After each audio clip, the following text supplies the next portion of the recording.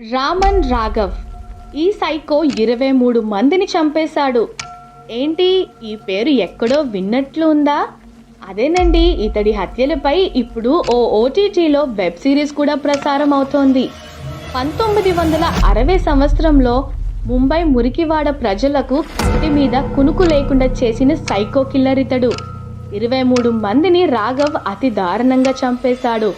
నిత్యం ఇనుప రాడ్డుతో సంచరిస్తూ ఒంటరిగా కనిపించే వాళ్ళ తలలను ఛిద్రం చేసేవాడు, లేదా తలలను మొండెం నుంచి వేరు చేసేవాడు. వీధి కుక్కలను సైతం రాడ్డుతో బాది చంపేసేవాడు. ఇతడు ఓ రోజు పోలీసులు అనుమానంతో అరెస్ట్ చేశారు. ఆధారాలు లభించక వదిలేశారు. ఆ తర్వాతి రోజు నుంచి మరిన్ని హత్యలు చేయడం మొదలుపెట్టాడు. ఇతడి వల్ల ముంబైలో లాక్డౌన్ కూడా విధించారు.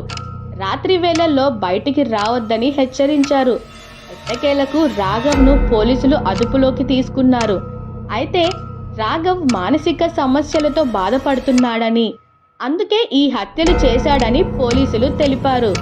1995లో రాఘవ్ కిడ్నీ ఫెయిల్యూర్తో చనిపోయాడు. Please subscribe. ప్లస్ ట్రైబ్ సరే